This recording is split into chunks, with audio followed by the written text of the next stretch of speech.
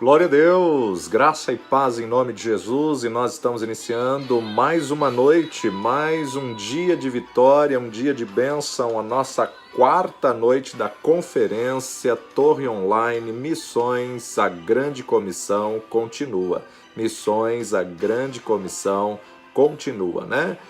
Louvamos a Deus aí por esses 3 dias, já tivemos aí a ministração com o pastor Ramon Gomes, lá de Portugal, Guimarães, já tivemos a ministração com o pastor Flávio Baltazar, lá de Sevilha, Espanha, já tivemos aí a ministração do pastor Laércio, lá de Chimoio, África, Moçambique, já tivemos a ministração com o pastor André Chalit, lá de Blumenau, Igreja Aba de Blumenau, uma grande bênção. Já tivemos aí a ministração do evangelista Edson Teixeira e pastor Marcelo Moura, aqui de São Paulo, né? E hoje nós vamos estar sendo ministrados pelo pastor Custódio de Almeida, lá dos Ribeirinhos do Amapá, da MEAP Amapá, e também pastora Conceição, da Missão Portas Abertas, né? Que bênção! Mas nós estamos aí na campanha mundial de oração, clamando que o Senhor sare a nossa geração e que com isso nós possamos ser renovados, fortalecidos, revestidos do poder do Espírito Santo de Deus, né? Já tivemos aí a leitura do livro Heróis da Fé, de alguns personagens ali, onde eu já falei de Jerônimo Savonarola, de Lionel Fletcher, da irmã Dabney, de John Bunyan, de Jonathan Edwards, de John Wesley, né? E hoje nós vamos começar com George Whitefield, o grande pregador do ar livre, nascido em 1714 e faleceu em 1770. Mais de 100 mil homens e mulheres rodeavam o pregador. Há mais de 200 anos, em Cambuslang, Escócia, as palavras do sermão, vivificadas pelo Espírito Santo, ouviam-se distintamente em todas as partes que formavam esse mar humano.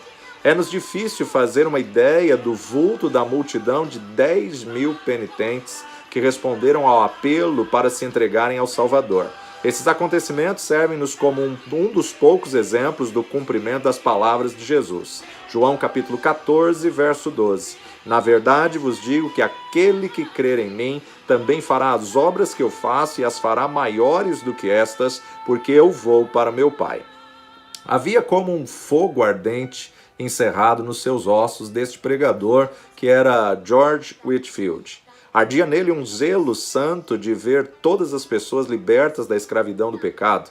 Durante um período de 28 dias, fez a incrível façanha de pregar a 10 mil pessoas diariamente. Sua voz se ouvia perfeitamente a mais de 1 quilômetro de distância, apesar de fraco de físico e de sofrer dos pulmões.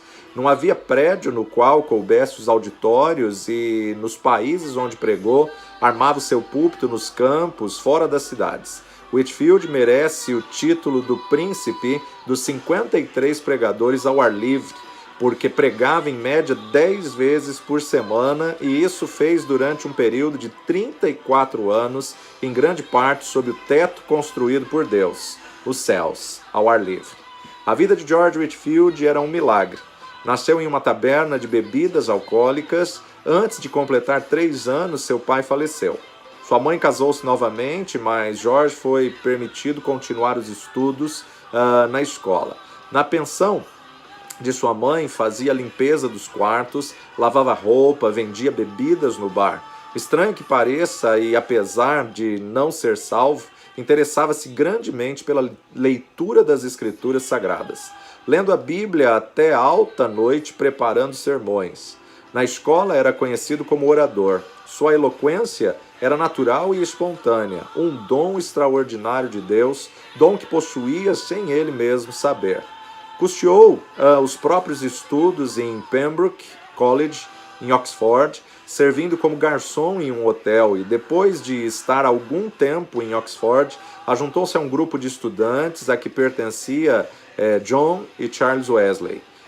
Passou muito tempo, como os demais do grupo, jejuando e esforçando-se para mortificar a carne, a fim de alcançar a salvação, sem compreender ainda que a verdadeira religião é a união da alma com Deus e a formação de Cristo em nós.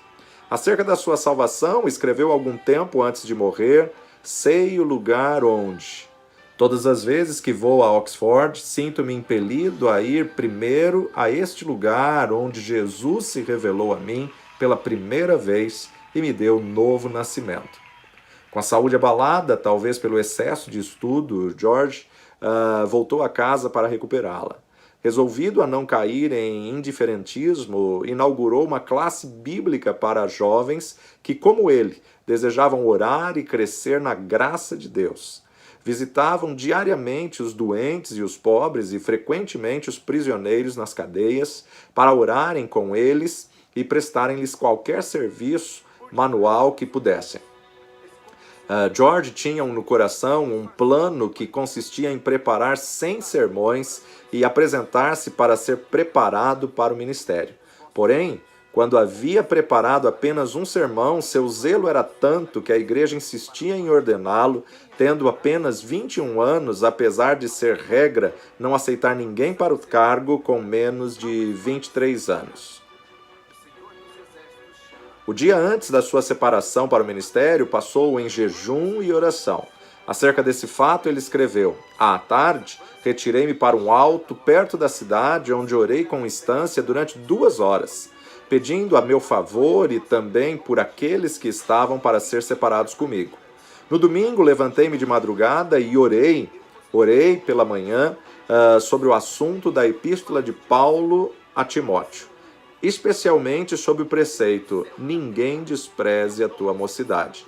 Quando o ancião me impôs as suas mãos e me viu o coração, não me engana, ofereci todo o meu espírito, alma e corpo para o serviço do santuário de Deus. Posso testificar perante os céus e a terra que dei-me a mim mesmo quando o ancião me impôs as mãos para ser um mártir por aquele que foi pregado na cruz em meu lugar. Os lábios de Whitefield foram tocados pelo fogo divino do Espírito Santo na ocasião da sua separação para o ministério. No domingo seguinte, naquela época de gelo espiritual, pregou pela primeira vez. Alguns se queixaram de que 15 dos ouvintes enlouqueceram ao ouvirem o sermão. O ancião, porém, compreendendo o que se passava, respondeu que seria muito bom se os 15 não se esquecessem da sua loucura antes de chegar ao outro domingo. Whitefield nunca se esqueceu nem deixou de aplicar a si as seguintes palavras do Dr. Delaney: desejo todas as vezes que subir ao púlpito considerar essa oportunidade como a última que me é dada para pregar e a última dada ao povo de ouvir. Alguém assim escreveu sobre uma de suas pregações: quase nunca pregava sem chorar e sei que suas lágrimas eram sinceras. Ouvi-o dizer: vós me censurais porque choro, mas como posso conter-me quando não chorais por vós mesmos? Apesar das vossas almas mortas estarem à beira da destruição? Não sabeis se estáis ouvindo o último sermão ou não, ou se jamais tereis outra oportunidade de chegar a Cristo. Chorava às vezes até parecer que estava morto e custava recuperar as forças. Disse que o coração da maioria dos ouvintes eram derretidos pelo calor intenso de seu espírito, como prata na fornalha do refinador. Quando estudante no colégio de Oxford, seu coração ardia de zelo e pequenos grupos de alunos se reuniam no seu quarto diariamente. Eles eram movidos como os discípulos logo depois do derramamento do Espírito Santo no Pentecostes. O Espírito continuou a operar poderosamente nele e por ele durante o resto de sua vida, porque nunca abandonou o costume de buscar a presença do Deus vivo. Dividia o dia em 3 partes: 8 horas sozinho com Deus e em estudos, 8 horas para dormir e as refeições, e 8 horas para o trabalho entre o povo. De joelhos, lia e orava sobre as leituras das Escrituras e recebia luz, vida e poder. Lemos que numa das suas visitas aos Estados Unidos, passou a maior parte da viagem a bordo, sozinho, em oração. Alguém escreveu sobre ele: seu coração encheu-se tanto dos céus que anelava por um lugar onde pudesse agradecer a Deus. E sozinho, durante horas, chorava comovido pelo amor consumidor do seu Senhor. Suas experiências no ministério confirmavam a fé na doutrina do Espírito Santo como Consolador ainda vivo, o poder de Deus operando atualmente entre nós. A pregação de George Whitefield era feita de forma tão vívida que parecia quase sobrenatural. Conta-se que, certa vez, pregando a alguns marinheiros, descreveu um navio perdido num furacão. Tudo foi apresentado em manifestações tão reais que, quando chegou ao ponto de descrever o barco afundando, alguns marinheiros pularam dos assentos gritando: "As baleias, as baleias!" Em outro sermão, falou acerca de um cego andando na direção de um precipício desconhecido. A cena foi tão real que, quando o pregador chegou ao ponto de descrever a chegada do cego à beira do profundo abismo, o camareiro More Chesterfield, que assistia, deu um pulo gritando: "Meu Deus, ele desapareceu!" O segredo, porém, da grande colheita das almas salvas não era a sua maravilhosa voz e nem a sua grande eloquência. Não era também porque o povo tivesse o coração aberto para receber o evangelho, porque era tempo de grande decadência espiritual entre os crentes. Também não foi porque lhe faltasse oposição. Repetidas vezes Whitefield pregou nos campos, porque as igrejas fecharam-lhes as portas. Às vezes, nem os hotéis queriam aceitá-lo como hóspede. Em Basingstoke, foi agredido a pauladas. Em Staffordshire, atiraram-lhe torrões de terra. Em Moorfield, destruíram a mesa que lhe servia de púlpito e arremessaram contra ele o lixo da feira. Em Evesham, as autoridades, antes de seu sermão, ameaçaram prendê-lo se pregasse. Em Exeter, enquanto pregava a 10.000 pessoas, foi apedrejado de tal forma que pensou haver chegado por ele a hora. Como o ensanguentado Estevão, de ser imediatamente chamado à presença do Mestre. Em outro lugar, apedrejaram-no novamente até ficar coberto de sangue. Verdadeiramente levava no corpo até a morte as marcas de Jesus. O segredo de trás frutos na sua pregação era o seu amor para com Deus.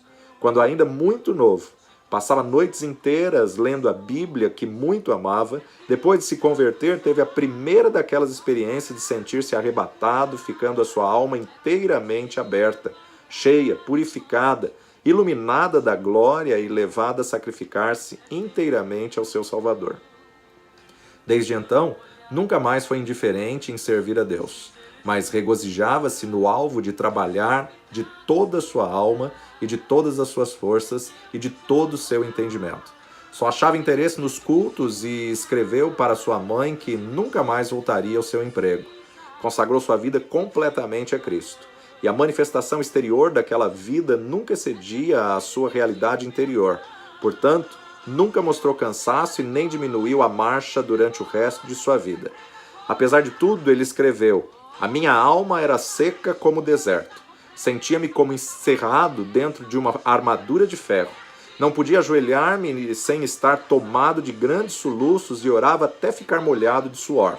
Só Deus sabe quantas noites fiquei prostrado, de cama, gemendo, por causa do que sentia, e ordenando, em nome de Jesus, que Satanás se apartasse de mim. Outras vezes passei dias e semanas inteiras prostrado na terra, suplicando para ser liberto dos pensamentos diabólicos que me destruíam. Interesse próprio, rebelião, orgulho e inveja me atormentavam, um após outro, até que resolvi vencê-los ou morrer. Lutei até Deus me convencer vitórias sobre eles, me conceder vitórias sobre eles." George Whitefield considerava-se um peregrino errante no mundo procurando almas. Nasceu, criou-se e diplomou-se na Inglaterra. Atravessou o Atlântico 13 vezes. Visitou a Escócia 14 vezes. Foi ao país de Gales várias vezes. Visitou uma vez a Holanda, passou 4 meses em Portugal. Nas Bermudas, ganhou muitas almas para Cristo, como nos demais lugares onde trabalhou. Acerca do que sentiu em uma das viagens à colônia da Geórgia, Whitefield escreveu: "Foram-me concedidas manifestações extraordinárias do alto. Cedo de manhã, ao meio-dia, ao anoitecer e à meia-noite, de fato, durante o dia inteiro, o amado Jesus me visitava para renovar-me o coração. Se certas árvores perto de Stonehouse pudessem falar, contariam acerca da doce comunhão que eu e algumas almas amadas desfrutávamos ali com Deus, sempre bendito. Às vezes, quando de passeio, a minha alma fazia tais incursões pelas regiões celestes que parecia pronta a abandonar o corpo. Outras vezes sentia-me tão vencido pela grandeza da majestade infinita de Deus que me prostrava em terra e entregava-lhe a alma como um papel em branco, para escrever nela o que desejasse. De uma noite nunca me esquecerei. Relampejava excessivamente. Eu pregara a muitas pessoas e algumas ficaram receosas de voltar a casa. Senti-me dirigido a acompanhá-las e aproveitar o ensejo para as animar a se prepararem para a vinda do Filho do Homem. Oh, que gozo senti na minha alma!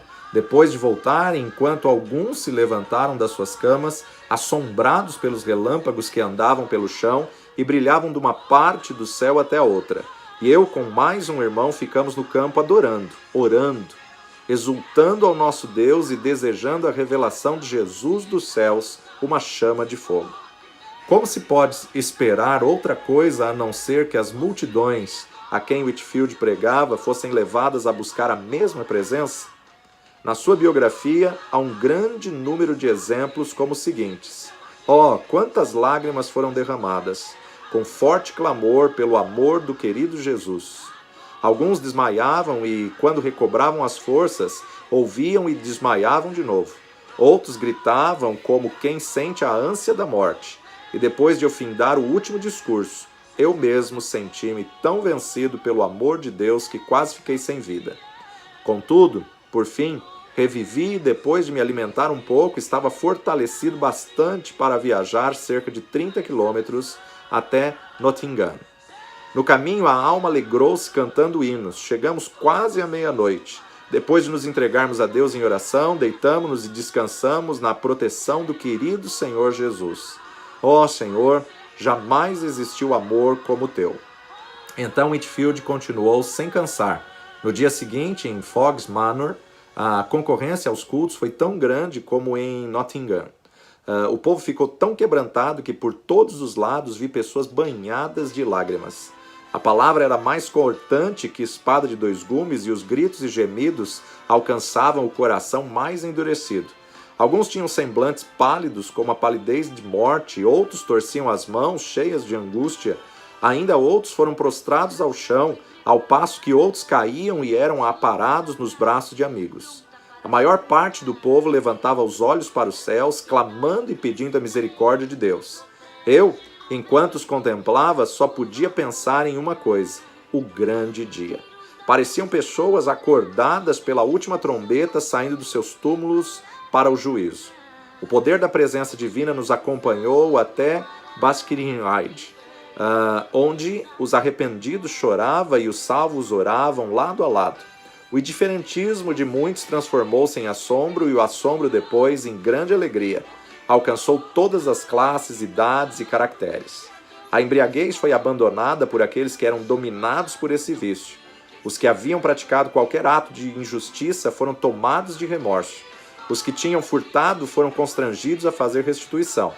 Os vingativos pediram perdão. Os pastores ficaram ligados ao seu povo por um vínculo mais forte de compaixão. O culto doméstico foi iniciado nos lares. Os homens foram levados a estudar a palavra de Deus e a terem comunhão com seu Pai nos céus.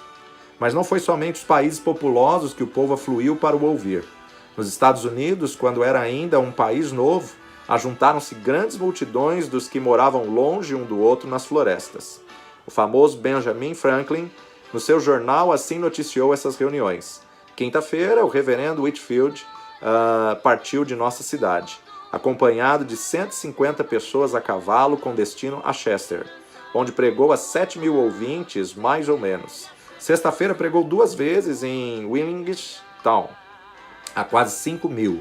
No sábado, em Newcastle, pregou a cerca de 2.500 e na tarde do mesmo dia, em Christiana Bridge, pregou a quase 3.000. No domingo, em Whitecliffe Creek, pregou 2 vezes, descansando uma meia hora entre os sermões a 8.000 pessoas, das quais cerca de 3.000 tinham vindo a cavalo. Choveu a maior parte do tempo, porém todos se conservaram em pé ao ar livre. Como Deus estendeu a sua mão para operar prodígios por meio de seu servo, vê-se no seguinte. Num estrado perante a multidão, depois de alguns momentos de oração em silêncio, Whitefield anunciou de maneira solene o texto: é ordenado aos homens que morram uma só vez, e depois disso vem o juízo. Depois do curto silêncio, ouviu-se um grito de horror vindo de um lugar entre a multidão. Um pregador presente foi até o local da ocorrência para saber o que tinha acontecido e logo voltou e disse: Irmão Whitfield, estamos entre os mortos e os que estão morrendo. Uma alma imortal foi chamada à eternidade. O anjo da destruição está passando sobre o auditório. Clame em alta voz e não cesse. Então foi anunciado ao povo que um dentre a multidão havia morrido. Então Whitfield leu a segunda vez o mesmo texto. E ordenado aos homens que morram uma só vez. Do local onde a senhora Huntington estava em pé, veio outro grito agudo. De novo, um tremor de horror passou por toda a multidão quando anunciaram que outra pessoa havia morrido.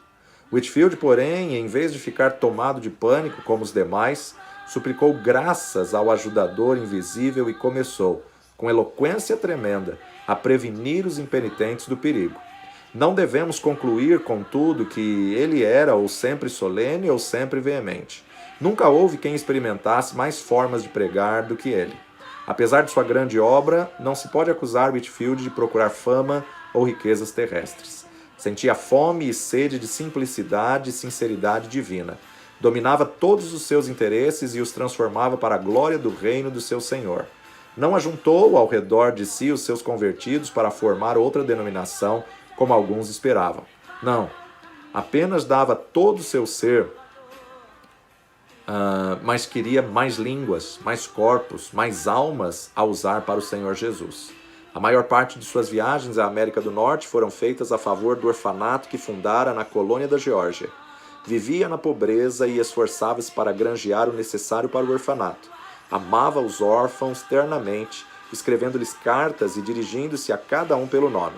Para muitas dessas crianças, ele era o único pai e o único meio de elas terem o sustento. Fez uma grande parte da sua obra evangelística entre os órfãos e quase todos permaneceram crentes fiéis, sendo que um bom número deles se tornaram ministros do Evangelho.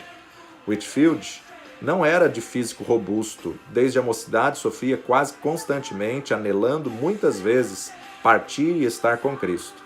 A maior parte dos pregadores acham impossível pregar quando estão enfermos como ele. Assim foi que, aos 65 anos de idade, durante sua 7ª viagem à América do Norte, findou a carreira na terra. Uma vida escondida com Cristo em Deus e derramada num sacrifício de amor pelos homens. No dia antes de falecer, teve de esforçar-se para ficar em pé. Porém, ao levantar-se em Exeter, perante um auditório demasiado grande para caber em qualquer prédio, o poder de Deus veio sobre ele e pregou como de costume durante horas. Um dos que assistiram disse que seu rosto brilhava como o sol. O fogo aceso no seu coração, no dia de oração e jejum, quando da sua separação para o ministério, ardeu até dentro de seus ossos e nunca se apagou. E versículo de referência, Jeremias 20, verso 9. Certo homem eminente dissera a Whitfield: não espero que Deus chame o irmão breve para o lar eterno, mas quando isso acontecer, regozijar-me-ei ao ouvir o seu testemunho. O pregador respondeu: então ficará desapontado, morrerei calado. A vontade de Deus é dar-me tantos ensejos para testificar dele durante minha vida e que não serão dados outros na hora da morte. E sua morte ocorreu exatamente como predissera. Depois do sermão, em Exeter, foi a Newburyport para passar a noite na casa do pastor. Ao subir para o quarto de dormir, virou-se na escada e, com a vela na mão, proferiu uma curta mensagem aos amigos que ali estavam e insistiam em que pregasse. Às 2 horas da madrugada acordou, faltava-lhe o fôlego e pronunciou para o seu companheiro as últimas palavras na terra: estou morrendo. No seu enterro, os sinos da igreja Newburyport dobraram e as bandeiras ficaram à meia haste. Ministros de toda parte vieram assistir aos funerais. Milhares de pessoas não conseguiram chegar perto da porta da igreja por causa da imensa multidão. Conforme seu pedido, foi enterrado sob o púlpito da igreja. Se quisermos os mesmos frutos de ver milhares salvos como George Whitfield os teve, temos que seguir o seu exemplo de oração e dedicação. Alguém pensa que é tarefa demais? Que diria George Whitefield junto agora com os que levou a Cristo se lhe fizermos esta pergunta? Que realmente possamos despertar nessa semana da campanha mundial de oração e possamos orar, gerar no Espírito um tremendo avivamento. Aviva, Senhor, a tua obra. Vamos adorar o Senhor com o pastor Wagner. Vai lá, pastor Wagner.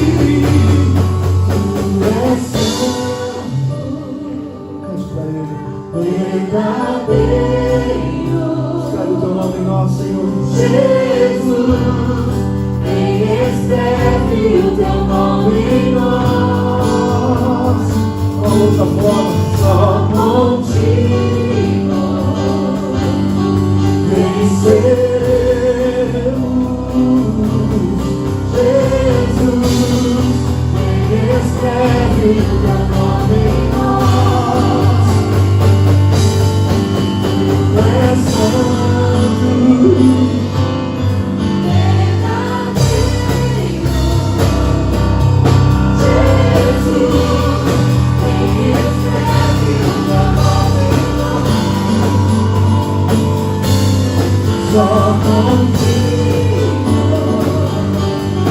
vencer.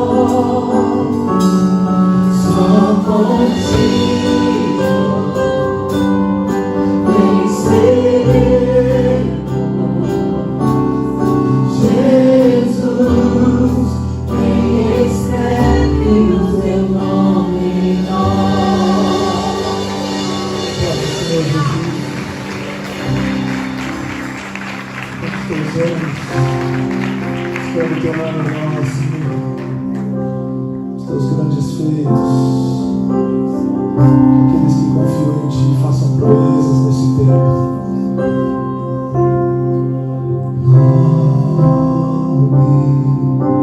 Sobre todo nome é o Senhor. Ele me amou tanto e quem sou eu? Como reagir a esse amor? Tudo por amor. Deixou agora veio aqui por me amar. Carregou uma cruz em meu lugar. Como reagir a esse amor? Tudo Ele fez em meu favor. Eu te agradeço, meu Senhor.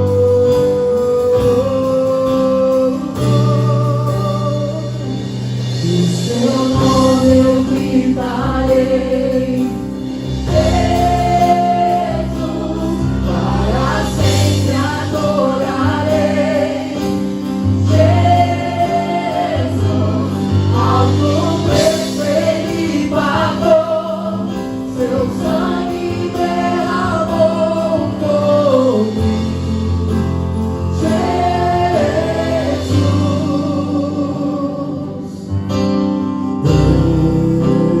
sua glória veio aqui por mim. Carregou uma cruz em meu lugar. Como reagir a esse amor? Tudo Ele fez em meu favor. Eu te agradeço, meu Senhor.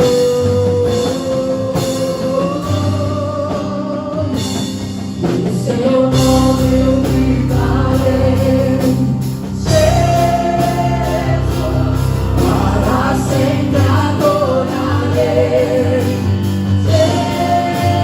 Jesus, alto preço Ele pagou, seu sangue derramou por mim.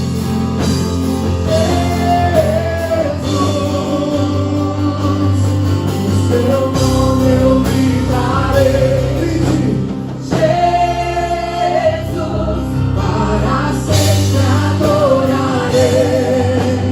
Jesus, alto preço Ele pagou, seu sangue derramou por mim.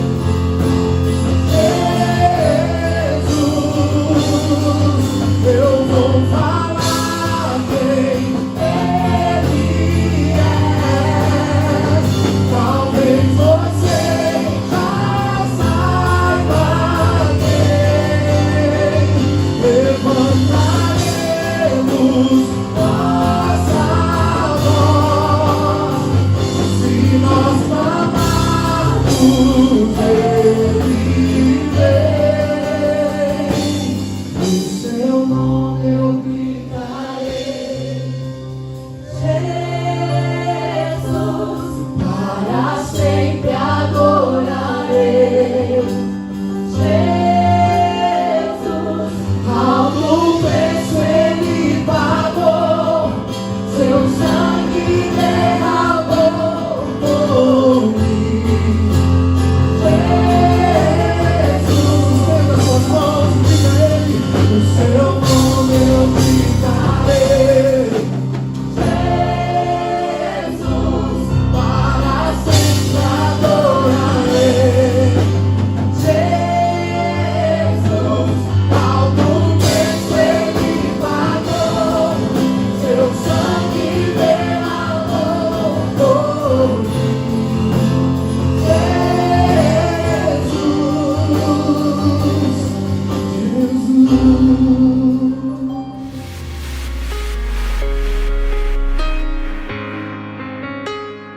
Glória a Deus, glória a Deus, Tu és santo, e que grande verdade, né? Nós não vamos desistir, vamos perseverar, resistindo até o fim. Nossa força está em Ti, a nossa força vem do Senhor, então vamos até o fim, porque Deus não tem prazer naqueles que retrocedem, né? E o segundo louvor, ao nome de Jesus se dobrará todo joelho, nos céus, na terra e debaixo da terra, confessando que Ele é Senhor. Por isso, não há outro nome como o nome do nosso Senhor.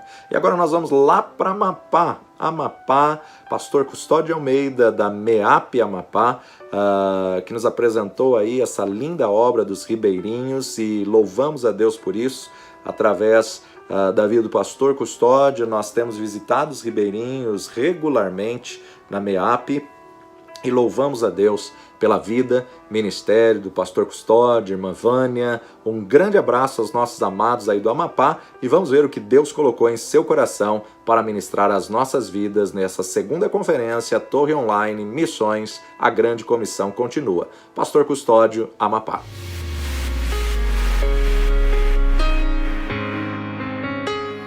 Olá, amados, graça e paz, você que está aí participando dessa conferência missionária.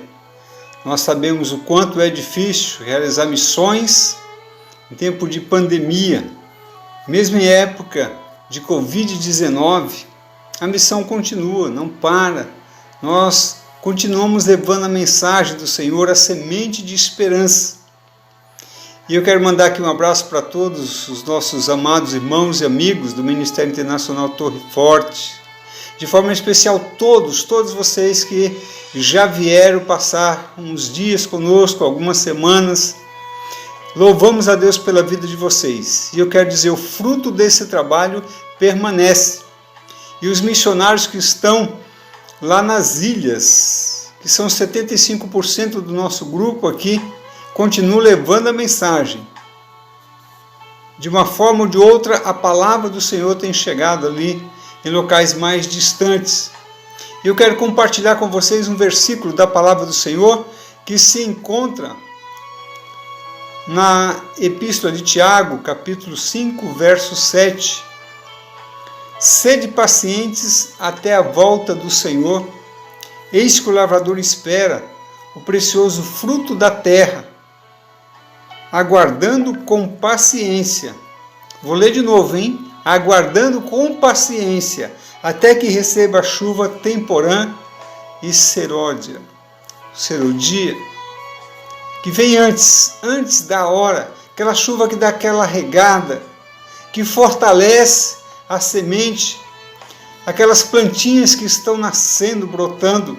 E eu quero dizer para você que nesse tempo de Covid, a mensagem de esperança é válida.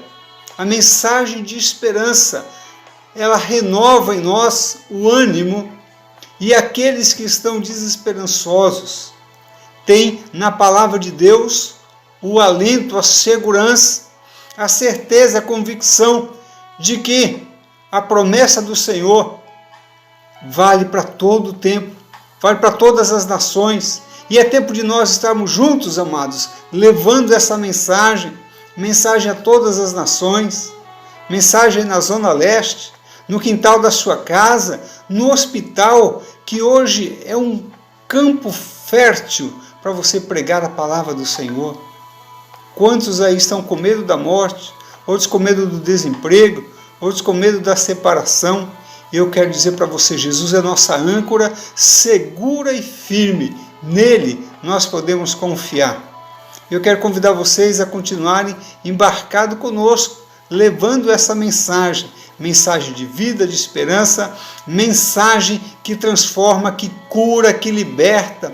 E quantas pessoas precisam de cura nessa hora? Louvamos a Deus pela vida de vocês. Apóstolo Cleito, nós vivenciamos algumas experiências juntos, nessas embarcações, nessas viagens. E sabemos que, além da pregação, nós somos edificados, desafiados, fortalecidos na fé. Eu quero compartilhar com vocês, que estão aí nos assistindo nessa conferência missionária, um episódio que aconteceu 10 anos atrás, exatos 10 anos atrás. Em 2010, estávamos com uma equipe aí do Ministério Torre Forte, em torno de 13 pessoas, mais a tripulação, 3 pessoas, barco cheio, capacidade máxima. E naquela ocasião nós não tínhamos ainda as bases missionárias estruturadas, a base de Afuá não existia ainda. Então, quando nós saímos de Macapá, nós morávamos no barco o tempo inteiro. Era comer, beber, dormir. E quando ancorávamos, saímos para as comunidades pregando o Evangelho. E em uma dessas equipes tinha um médico que estava atendendo na comunidade de Vila São Pedro. Nós tínhamos ali a enfermeira Elaine Stank também nos ajudando, que veio de Santa Catarina, mais a equipe local e o Ministério Torre Forte, sempre com esse ímpeto desafiador de pregar a palavra, de orar, de clamar, de ir adiante. E aí nós estávamos ali com uma demanda grande na comunidade de São Pedro, e chegaram 2 pessoas próximas de mim, assim meio que desconfiado. Vocês precisam de alguma coisa? Entra na fila para ser atendido, querem passar pelo médico ou enfermeiro, o que vocês estão precisando? Não, a gente está querendo falar com o senhor.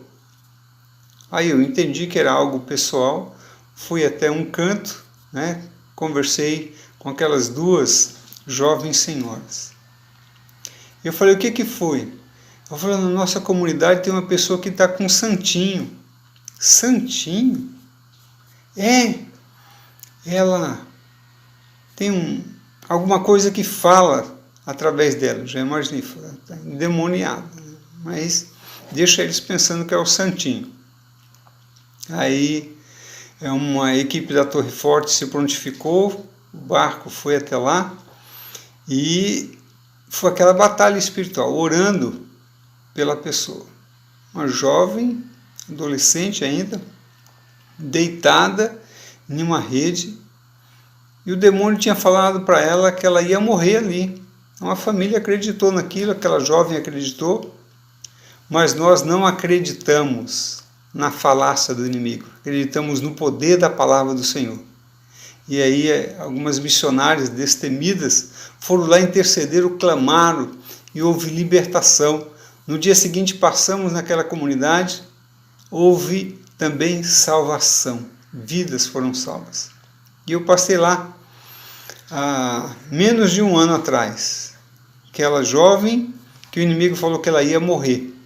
Ela estava agora casada, com filho, saudável, e nós louvamos a Deus por esse ministério da Torre Forte, que é desbravador, que é encantador, que é incansável.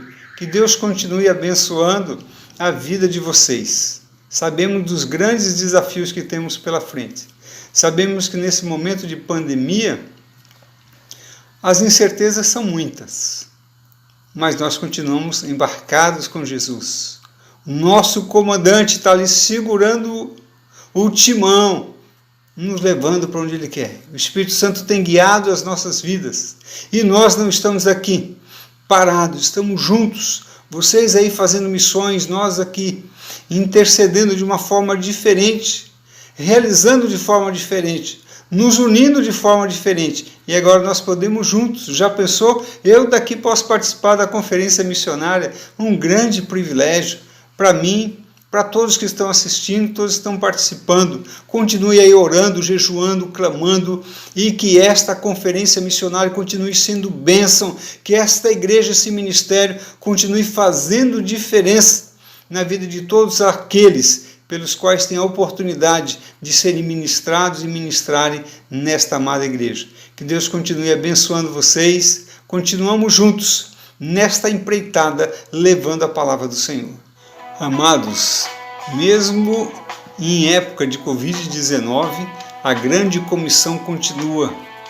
Deus nos incumbiu, nos deu essa tarefa, essa responsabilidade e esse privilégio.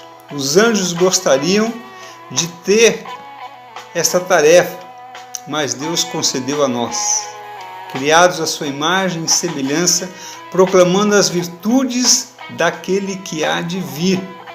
Então nós temos aí esta incumbência da parte do Senhor. Independente de pandemia, independente de crise financeira, de crise política, independente de qualquer outra situação, nós podemos proclamar que Jesus Cristo é o Senhor para a glória de Deus Pai. Estamos juntos nessa empreitada, nessa caminhada. Agora vamos voltar ao nosso texto de Tiago, capítulo 5, verso 7. Eis que o lavrador aguarda o precioso fruto da terra. Qual é o fruto que você está esperando? Quando o agricultor coloca aquela semente embaixo da terra, ele tem expectativa de que ela vai nascer, mas não sabe se de fato ela vai nascer. Aqui em casa, nós plantamos no quintal de casa algumas sementes de moringa, uma das plantas mais nutritivas do mundo hoje, inclusive alguns países da Ásia. Essa planta é obrigatório em cada residência ter pelo menos um pé. Nas comunidades, que era o nosso alvo, poder ter ali essa planta crescendo, onde tem mais espaço, podemos alimentar melhor as crianças que fazem parte do projeto Doce Lar. Lá não vingou, porque essa planta não gosta muito de água. Então, na lançante, quando a água cobre a terra, apodrece a raiz. Mas aqui no quintal de casa deu, e deu bastante. Nós podamos 2 dias atrás e deu muito galho, muita folha que a gente usa para fazer o suco verde, põe na salada, no feijão. Mas deixamos 2 pés de reserva. Um deles já está com mais de 5 metros de altura. Agora era uma sementinha, custou 33 centavos. Eu quero dizer para você que a semente do Evangelho em nosso coração vale mais do que 33 centavos. Vale o dobro disso, o triplo. O que é isso? Vale a nossa vida, porque custou a vida do Senhor. Então vamos compartilhar dessa semente que vai nascer em boa terra, que vai prosperar, que vai crescer em nome do Senhor Jesus. Essa conferência missionária não é mais uma conferência missionária. Eu posso até dizer que ela é única. Não teve antes nem vai ter depois. No meio de uma pandemia, no meio de uma situação onde ninguém entende para onde que vai. Os políticos não sabem, os líderes religiosos não sabem. Mas nós sabemos que a nossa pátria está nos céus, de onde aguardamos o Salvador, nosso Senhor Jesus Cristo. Então nós vamos para lá, independente se vamos logo ou tarde, se a gente vai com Covid ou sem Covid, não importa, certo de que um dia iremos para a glória, na presença do Pai, porque o Senhor nos preparou o caminho, nos preparou morada, e assim como aquele agricultor aguardava ali aquela semente crescer, germinar, vir a dar um fruto, nós podemos estar aguardando a volta do Senhor. Enquanto isso, semeando mensagens de esperança, semeando palavra de esperança, semeando boas obras. Quantas pessoas necessitadas. Muitos hoje precisam de um abraço. Nós não podemos chegar até lá para dar o abraço nesse momento, mas podemos mandar uma mensagem de esperança, uma mensagem que vai alegrar o coração. Então quero desafiar você, que está nos assistindo, fazendo parte dessa conferência missionária, desse ministério que é tão abençoador e desafiador, Ministério Internacional Torre Forte, o apóstolo Cleito, a sua família. Então eu quero deixar aqui a cada um de nós esse desafio, para juntos levarmos essa palavra, irmos adiante pregando essa palavra, em nome do Senhor Jesus Cristo. Em breve estaremos juntos dando um abraço, enquanto nós não podemos, esse abraço do meu coração para o seu coração, para que juntos possamos levar essa mensagem em nome do Senhor Jesus. Essa pandemia vai passar, os céus e a terra vão passar, mas a palavra do Senhor permanece eternamente, e essa é a palavra que nós pregamos. Tupanã Curinaém, na língua ticuna. Que Deus te abençoe, até uma próxima oportunidade, em nome do Senhor Jesus. Glória a Deus, glória a Deus. Queremos agradecer pastor Custódio Almeida, Que bênção, né? A semente de esperança. E eu quero ainda acrescentar o verso 8 a Tiago 5, né? 5, 7 e 8. Sede, pois, irmãos, paciente até a vinda do Senhor. Eis que o lavrador espera o precioso fruto da terra, aguardando-o com paciência até que receba a chuva temporã e a serôdia. E o verso 8. Sede vós também pacientes, fortalecei os vossos corações, porque já a vinda do Senhor está próxima. Já a vinda do Senhor está próxima. Sabemos que não só nesse tempo de pandemia, mas após a pandemia, nossos desafios são muitos e são grandiosos e só tendem a aumentar a cada dia até a volta do Cordeiro. E que fruto você está esperando? Né? O que você tem a apresentar ao Senhor? Glória a Deus, muito obrigado, pastor, um grande abraço, pastor Custódio, irmã Vânia, todo o pessoal da MEAP, todo o pessoal de Afuá, todo o pessoal de Bailique, que Deus possa abençoar aí a todos os pastores e missionários aí nos ribeirinhos e possa vos usar com poder e ousadia no nome de Jesus. Nós vamos continuar adorando ao Senhor agora com Danilo Melo, com a canção Ressuscitou. Danilo Melo, que Deus te abençoe.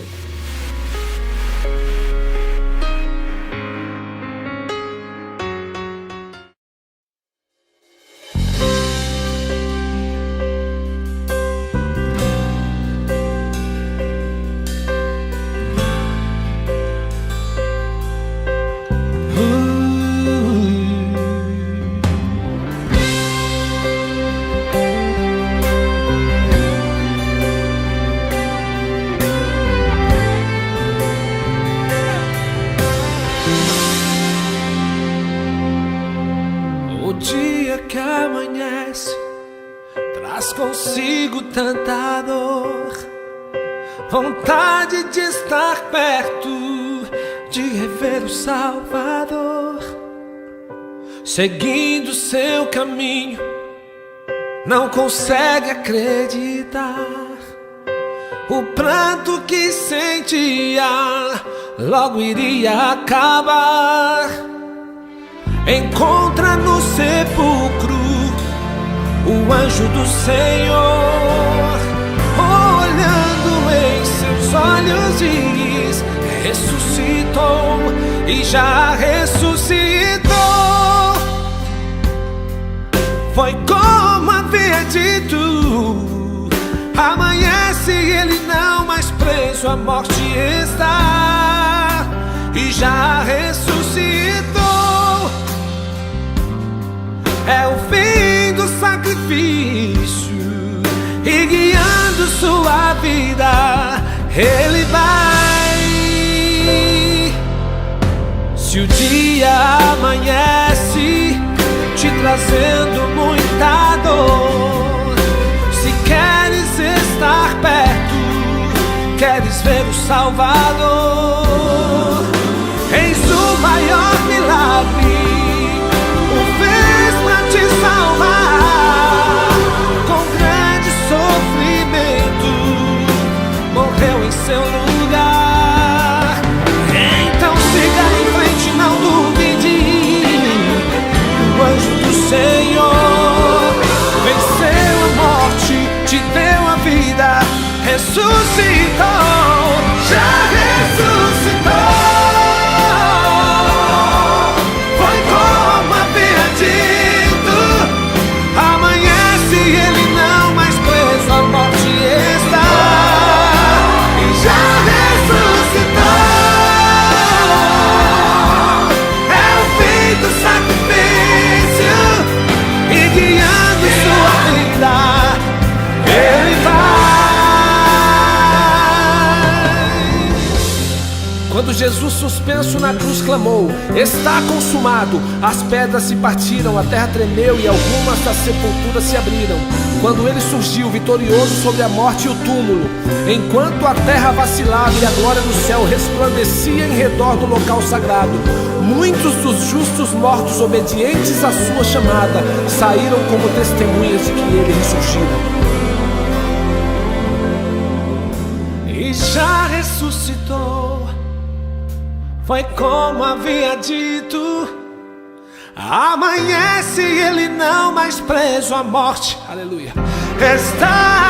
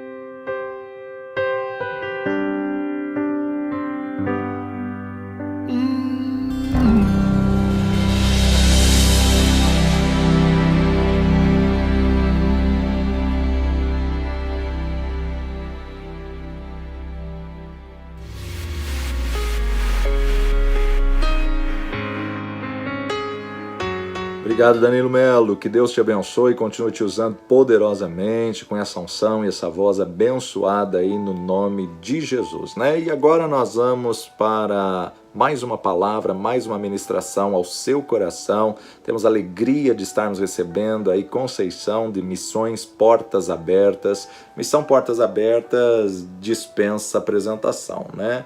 Nada melhor do que uma autoridade da Portas Abertas para falar sobre a grande comissão continua. Nós vamos ver hoje um relatório aí acerca de como está o campo missionário e como está Missões Portas Abertas, um relatório atualizado. Missionária Conceição, compartilha conosco aí como é e como está hoje a Missão Portas Abertas e como está a perseguição no mundo. Conceição.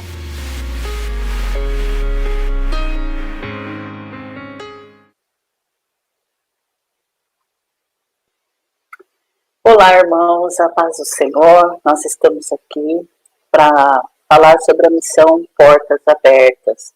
Estamos aqui para compartilhar com vocês as ações, a atuação da missão Portas Abertas junto aos países onde há perseguição. E durante esses minutos que nós vamos estar conversando, nós gostaríamos de lembrar os irmãos que a grande comissão continua. É muito gostoso lembrar sobre a grande comissão, porque o autor dela é Jesus. Foi Jesus quem deu a grande comissão como uma ordem. E haja o que houver, nada vai anular a morte de Cristo na cruz do Calvário e nada vai parar a obra salvadora de Cristo Jesus. Então a grande comissão continua, a grande comissão não vai deixar de existir, baseado em circunstâncias. E o trabalho que a Missão Portas Abertas faz também continua. Agora, é bem verdade que nós estamos nos reinventando. É bem verdade que as situações, elas nos levam a usarmos os métodos, a usarmos as estratégias que nós temos disponíveis. Eu vou estar carregando algumas imagens, né? Então, às vezes, eu dou uma olhadinha ali para o lado, é a hora que eu carrego a imagem com os irmãos. Muito bem.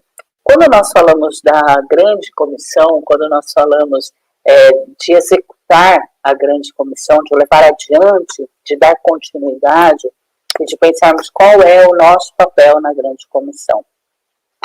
Quando nós falamos disso, nós estamos falando de vidas, né? Nós estamos falando de almas, nós estamos falando de pessoas, como a palavra do Senhor diz, né? De todas as tribos, línguas, povos e nações virão e se prostrarão e reconhecerão que Jesus Cristo é o Senhor. Então, eu quero trazer isso na sua memória agora.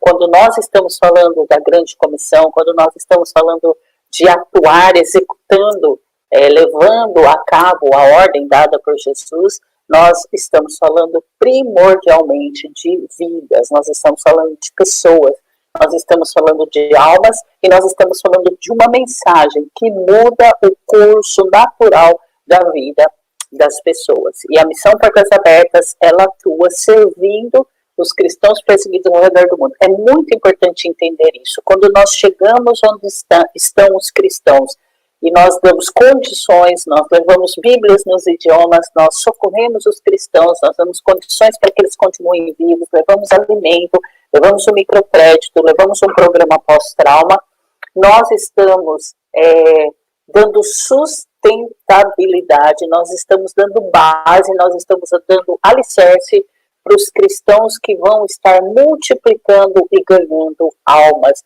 Cada cristão num país perseguido, ele é muito mais efetivo na evangelização, ele é muito mais ganhador de alma do que um estrangeiro que chega. Então, o nosso trabalho é fortalecer a igreja para que ela esteja lá e continue ganhando almas. Quando nós falamos do trabalho da Missão Portas Abertas, que o nosso trabalho é socorrer os cristãos que vivem na perseguição, essa se torna uma palavra que nós vamos mencionar muitas vezes, né? O nosso campo de atuação, o nosso trabalho é atender os cristãos que vivem na perseguição. Então, do que é que nós estamos falando quando nós falamos de perseguição? A Portas Abertas divulga todos os anos a lista mundial da perseguição. Hoje, né, são mais de 260 milhões de cristãos ao redor do mundo vivendo sob perseguição. Como definir perseguição? A perseguição, ela é qualquer expressão de hostilidade contra a fé cristã. Pode ser o maltrato, pode ser a pressão, pode ser a opressão, pode ser casas invadidas, igrejas incendiadas, pode ser prisões e pode até mesmo ser mortes por causa da fé em Jesus Cristo. Pelo fato de se identificar com a mensagem da cruz, pelo fato de ser um cristão, pelo fato de não negar a fé em Jesus Cristo, mais de 260 milhões de cristãos ao redor do mundo são perseguidos. São 50 países que vocês estão visualizando aí, essa é a lista mundial da perseguição. Não são só 50 países perseguidos, é importante dizer isso, porque às vezes as pessoas olham e falam, aqui estão todos os países perseguidos. Não, aqui não estão todos os países perseguidos. Aqui estão 50 países perseguidos e nós temos mais de 23 numa lista de observação, que a qualquer momento pode entrar nesse mapa. Então, ao todo, hoje no mundo, nós temos 73 países que vivem no contexto de perseguição. E a grande comissão continua, mesmo estando sob perseguição, e aliás, nós temos muitas notícias de países que o crescimento da igreja é grande, é alto, é numeroso, é rápido, a multiplicação mesmo em meio à perseguição. Tudo que vocês ouvirem sobre o nosso trabalho, nós pedimos que você transforme em pedido de oração. Então aqui já está o seu primeiro pedido, aqui você já tem 50 países pelos quais você pode estender a sua mão e orar, aqui você já tem 260 milhões de cristãos que contam com a sua oração, e eu peço que o Espírito Santo gere no seu coração um país que você possa adotar e dizer, é minha responsabilidade orar por esse país, né? Nós estávamos falando esses dias sobre o Sri Lanka, e muitas pessoas me perguntaram e falaram, você pode mostrar onde fica o Sri Lanka? Nós gostaríamos de orar pelo Sri Lanka. E perdoa, mas eu nem sei onde está o Sri Lanka. E eu dizia para os irmãos, não se assustem, né? É porque nunca chegou até vocês notícias desse país. Então vocês nunca olharam para o Sri Lanka, nunca prestaram atenção para esse país. A partir do momento que eu estou trazendo as notícias que aconteceram atentados na ocasião da Páscoa, que cristãos foram mortos, que um homem-bomba invadiu a igreja Monte Sião, detonou essa bomba, entre os que foram vítimas fatais estavam um filho do pastor de 10 anos, então agora você tem essa informação. Então ore pela família do pastor Kumaran, é um dos pastores da igreja Monte Sião, e onde aconteceu esse atentado. Então toda a informação que chega até você é uma maneira que Deus permite de você ter agora o conhecimento para poder orar. Então esse é o primeiro pedido que nós fazemos para você. Ore pelos cristãos perseguidos. Toda a informação que você receber, transforme em pedido de oração, que tudo que chegar ao seu conhecimento agora passe a ser o seu pedido de oração. Como que a Portas Abertas começou, irmãos? A Portas Abertas começou através de um jovem chamado André. Ele é um jovem holandês. Ele estava na Escócia participando de um seminário. E nesse seminário onde ele estava lá na Escócia, ele ficou sabendo de um congresso de jovens que aconteceria em Varsóvia. E quando ele ficou sabendo desse congresso de jovens que aconteceria em Varsóvia, ele se inscreveu. Era um congresso de jovens comunistas. E ele falou, eu vou para esse congresso, mas vou me inscrever como cristão. E ele foi aceito no congresso. E ele comunicou novamente, olha, eu me inscrevi no congresso, eu sou cristão, e eu quero deixar bem claro, eu vou me comportar como cristão. Eu amo ouvir essa frase, eu acho ela tão motivacional, né? Eu sou cristão, e que fique claro, eu vou me comportar como um cristão. Ele esteve nesse congresso de jovens na Varsóvia. Quando ele voltou, ele entendeu que ele precisava fazer algo pela igreja. E aí foi quando ele leu o Apocalipse, né? Ele lendo o Apocalipse, ele recebeu um chamado do Senhor. Vou carregar aqui o versículo do chamado do irmão André. Então, após participar desse congresso de jovens comunistas em Varsóvia, ele leu um versículo que está em Apocalipse, no capítulo 3, versículo 2. Esteja atento, fortaleça o que resta, que está a ponto de perecer, que está a ponto de morrer. E quando ele leu esse versículo, com a convicção que ele voltou desse congresso, ele falou assim, agora eu vou começar a viajar pelos países da Cortina de Ferro e fortalecer os cristãos que vivem nesses países. Então, assim começou o trabalho da Portas Abertas. O irmão André viajando pelos países para fortalecer os cristãos. Mas o que aconteceu? Logo numa das primeiras viagens, né, ele falou, irmãos, vamos ler aqui um texto bíblico no Evangelho de João. E os irmãos não se moveram. E ele perguntou, né, irmãos, quando nós falamos uma referência bíblica, vocês não têm o costume de abrir a Bíblia e ler? E os irmãos responderam, né, bem que nós gostaríamos, só que nós não temos a Bíblia. Você pode, na próxima viagem, trazer Bíblias? E assim, o irmão André, então, começou a levar Bíblias, colocando no Fusca, que não cabe tantas Bíblias assim, mas ele começou a levar Bíblias para os países do leste europeu. Assim começou o trabalho do contrabandista de Deus, levando Bíblias para os países onde era proibido. Até hoje nós fazemos isso. Rapidamente se percebeu que além de Bíblias precisava levar algo mais, precisava levar estudos bíblicos, treinamento para os obreiros, discipulados para os novos convertidos. Como os países perseguidos, a perseguição é uma hostilidade, fez-se necessário um programa chamado pós-trauma para fortalecer os cristãos após as situações traumáticas. E levamos um socorro emergencial, ajuda socioeconômica, para que os irmãos tenham alimento e tenham como seguir com a vida e continuar. Irmãos, agora nós estamos vivendo um contexto, é o contexto da pandemia, é o contexto da quarentena. E a grande comissão, ela continua.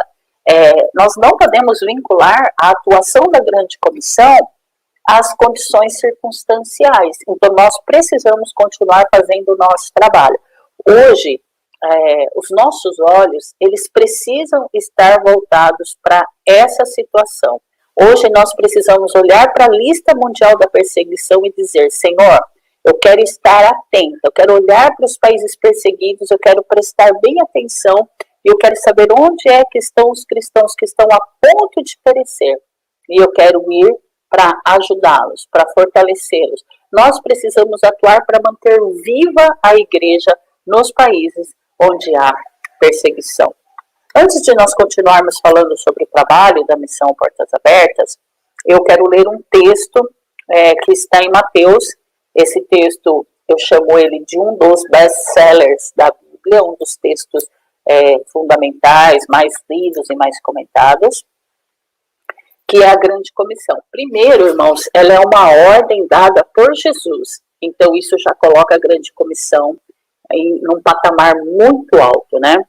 Jesus se aproxima dos discípulos e diz, a introdução da Grande Comissão, toda autoridade me foi dada no céu e na terra. Irmãos, haja o que houver, aconteça o que acontecer, a grande comissão, não existe a possibilidade dela parar, porque a base da grande comissão está nessa introdução.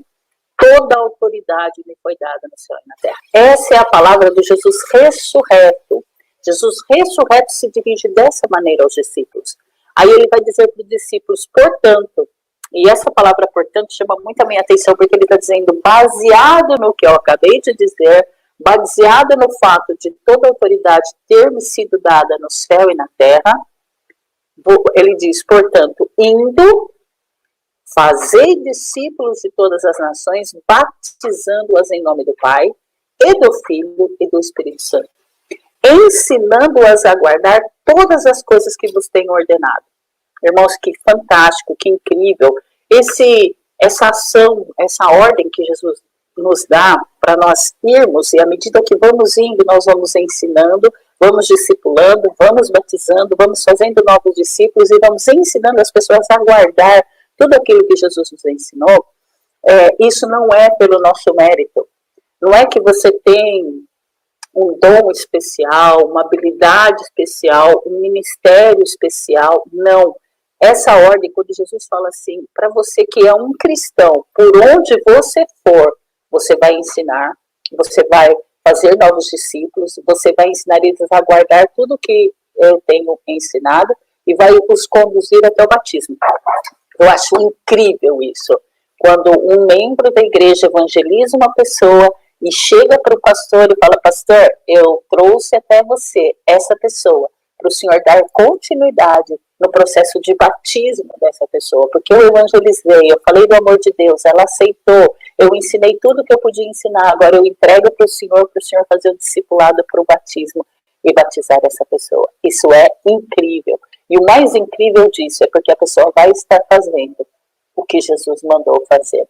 E para isso não existe um dom especial, para isso não existe um ministério específico. Essa é uma ordem dada para toda a igreja e para todos os cristãos. Todos nós temos essa ordem de Jesus. Por onde você for, você vai ensinar, você vai fazer discípulos, você vai pregar, você vai divulgar as boas novas. Jesus Cristo veio, viveu entre nós, morreu morte de cruz, ressuscitou, está à destra de Deus e intercede por nós. Nós somos pecadores e nosso destino é o inferno.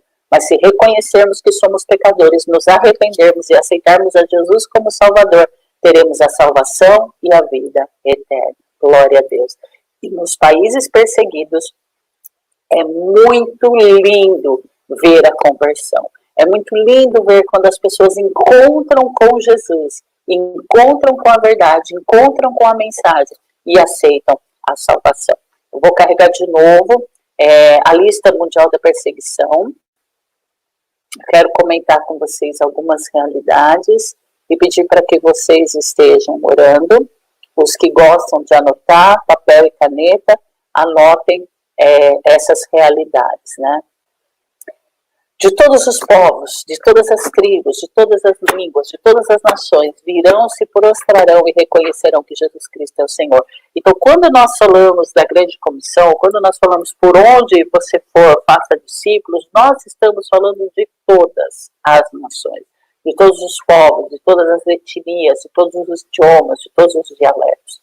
Então, nós estamos falando de todos os países perseguidos.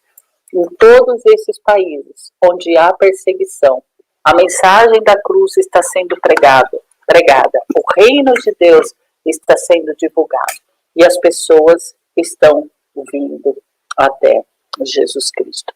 Nós não podemos ignorar essa realidade. Esse é um desafio. Orar pelos países perseguidos é um desafio. Dedicar-se aos países perseguidos é um desafio. E eu gostaria que você olhasse para esse mapa e que você amasse esse mapa. Mas não um mapa, que você amasse um país, uma nação, um povo, e que no seu coração uma dessas nações fosse acolhida. Essa foi uma frase que uma irmã falou numa reunião nossa de oração, e eu acolhi essa frase no meu coração. ela disse: escolha um país para chamar de seu e diga: esse é meu país e é minha responsabilidade orar por esse país. Eu gostaria de comentar com vocês sobre essa realidade. Em cada 8 cristãos que nós temos ao redor do mundo, 7 vivem livres e 1 vive no contexto de perseguição. Queria fazer um comentário com vocês sobre a África. Gostaria de chamar a atenção de vocês para a realidade da África. Se você dividir a África no meio, chama a atenção a quantidade de países da África que estão em contexto de perseguição. Mais exatamente, são 17 países na África que vivem em perseguição. Aqui está Camarões, e eu gostaria de compartilhar com vocês. A grande comissão continua. Eu quero compartilhar 2 testemunhos desse país Camarões. Está aqui entre a Nigéria e a República Centro-Africana. A Nigéria ocupa o 12º lugar no ranking mundial da perseguição. Camarões entrou esse ano em 48º e a República Centro-Africana no 25º lugar nesse ranking mundial da perseguição.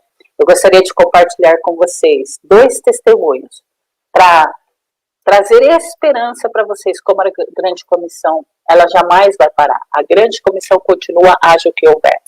Em Camarões, um professor de mesquita, considerado mente brilhante, procurou seu professor e falou: professor, eu preciso estudar mais, eu preciso de algo mais, eu preciso conhecer mais.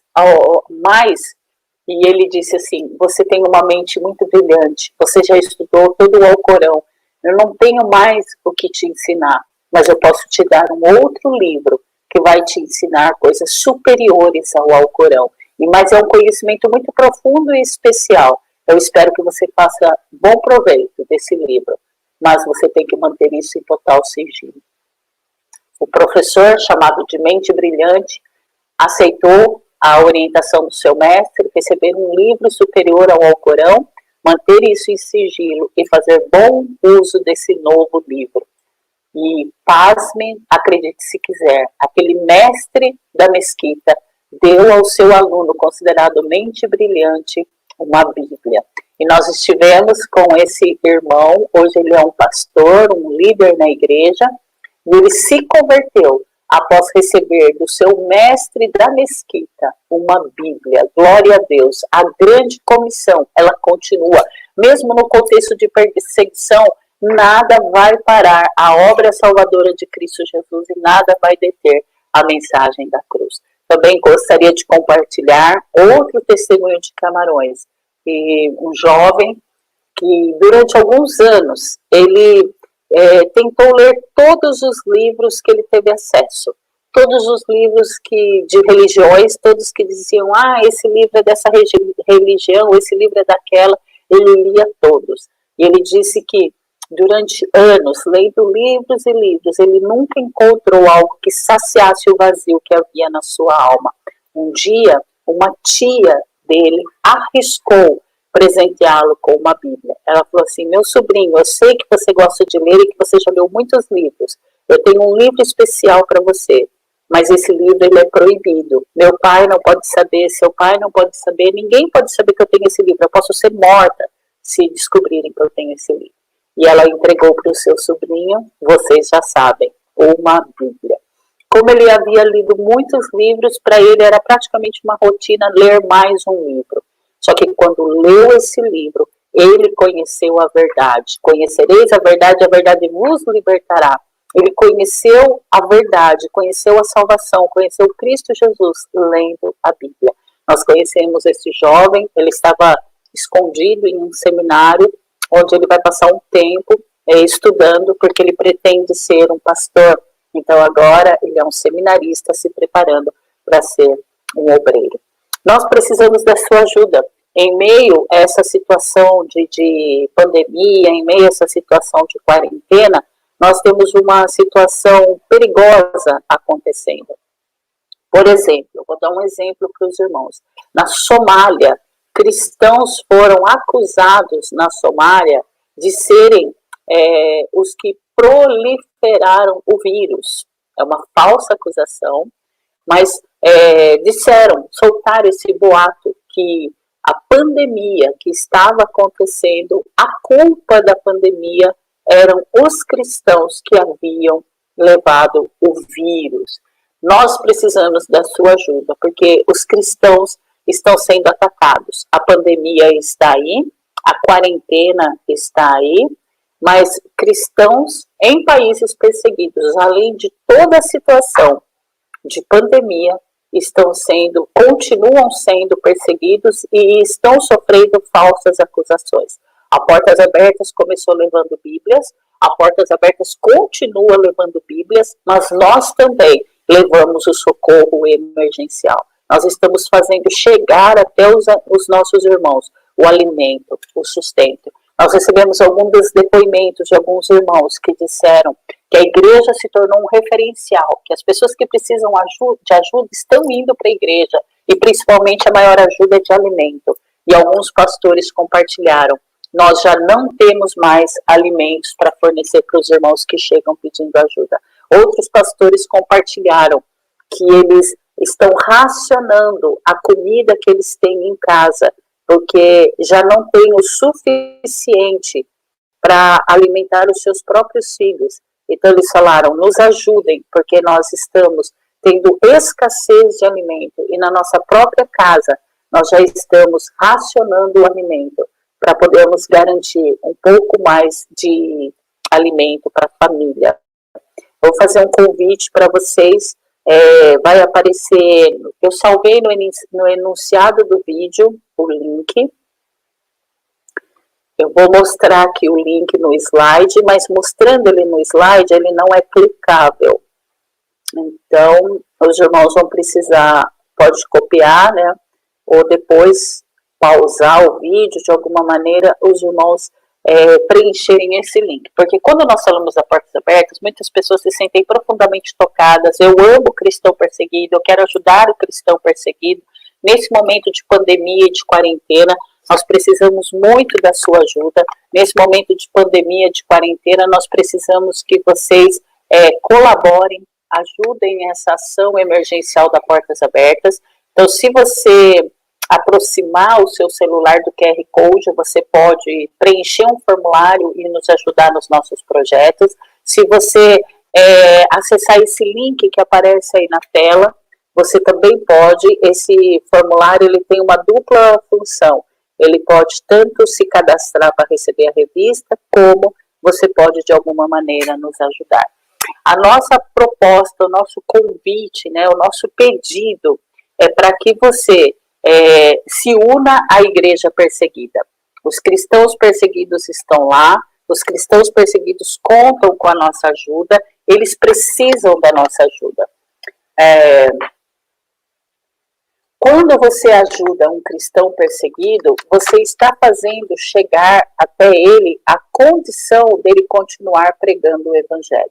Então eu convido você, a palavra que nós usamos é assim: não ignore essa realidade. Você pode ouvir sobre tudo isso e continuar a sua vida como se nada disso estivesse acontecendo. Mas o nosso convite é que você diga: é minha responsabilidade. Eu faço parte dessa realidade. Eu não posso ignorar o que está acontecendo com os cristãos perseguidos ao redor do mundo. É minha responsabilidade. Então eu convido você a preencher um formulário. Como nós estamos trabalhando 100% no formato online, então você tem o QR Code ou o link que você clica ou aproxima seu celular. Você vai preencher um formulário. Nesse formulário você se torna um parceiro da Igreja Perseguida. Nesse formulário você pode receber informações da Missões Portas Abertas e você também pode fazer doações. Sempre nós temos projetos direcionados. Nós temos vários projetos direcionados. Por exemplo, no Natal do ano passado, nós arrecadamos as ofertas para comprar bicicleta para os pastores em Bangladesh. Agora, irmãos, nesse momento, nós temos uma campanha emergencial por causa da pandemia. O que eu disse para vocês, né? Cristãos ao redor do mundo estão sendo acusados de serem os proliferadores do vírus.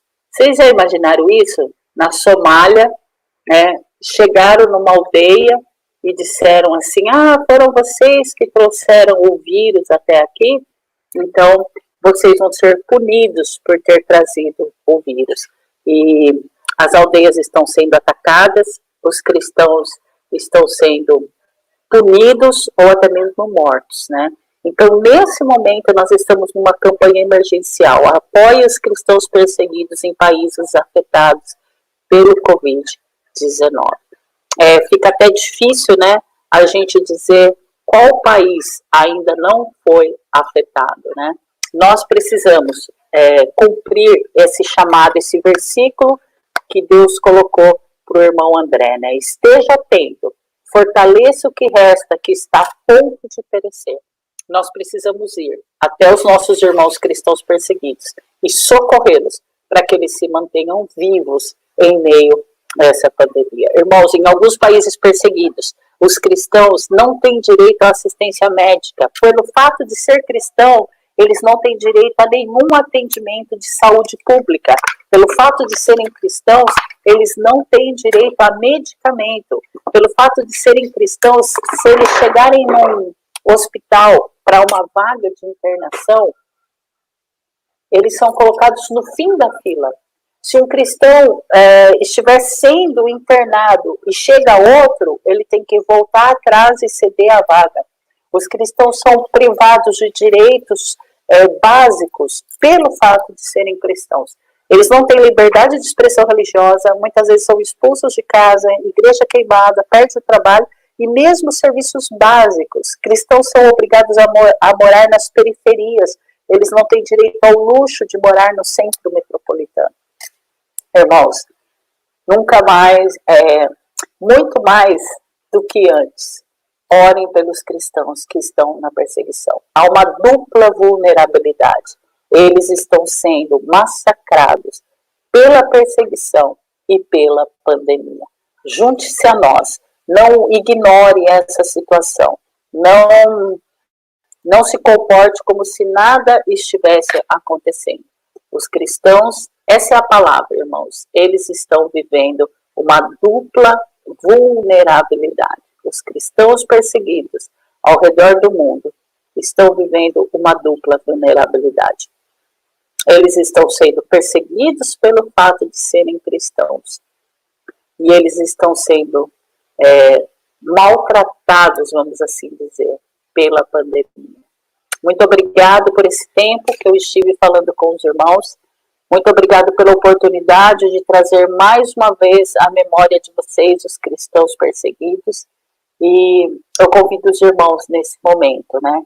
Mais uma vez, una-se aos cristãos perseguidos através das portas abertas, para que nós possamos continuar mantendo vivo aqueles que estão a ponto de perecer, levando os recursos e o apoio à igreja perseguida. A grande comissão continua e nada vai fazer parar a pregação do evangelho e a mensagem da cruz. Una-se, irmãos, às ações da missão Portas Abertas.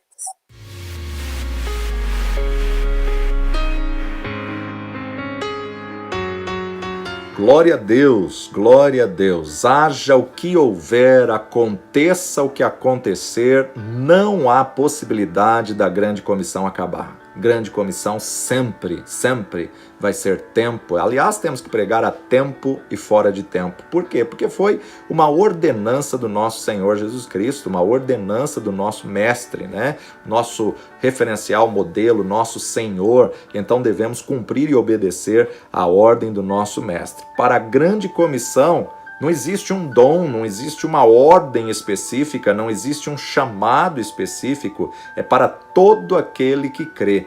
todo aquele que foi alcançado pelo poder do Senhor Jesus Cristo deve alcançar outras vidas. Todo aquele que foi alcançado. O ID não é para pastores, apóstolos, profetas, evangelistas e mestres, não. O ID é para todo aquele que crê, tem aí a obrigação de cumprir a grande comissão. Então, haja o que houver, ela nunca vai parar, ela sempre deve continuar. E que testemunho tremendo de Camarões, né? Um professor chamado de mente brilhante receber de seu mestre da mesquita uma Bíblia. Olha só, verdadeiramente as pedras estão clamando. Verdadeiramente as pedras estão clamando. Muito obrigado, pastora Conceição, obrigado, Missão Portas Abertas, que está sempre junto conosco, está junto, ligadinho também na campanha mundial de oração. E se você ainda não entrou na Missão Portas Abertas, se você não tem recebido aí os boletins de oração, entre no site, cadastre-se, esteja junto, orando, intercedendo por aqueles que muitas vezes pagam com a própria vida o motivo da sua fé. Eu quero encerrar essa nossa noite de conferência, a nossa quarta noite, lendo para você mais uma biografia do livro Heróis da Fé, mais uma biografia desse livro tremendo, Heróis da Fé, e eu quero hoje falar sobre David Brainerd, um arauto aos peles vermelhas, né? O texto do Heróis da Fé nos diz assim: ele nasceu em 1718 e faleceu em 1747. Muito novo, 1747. Certo jovem, franzino de corpo, mas tendo na alma o fogo do amor aceso por Deus, encontrou-se na floresta para ele desconhecida.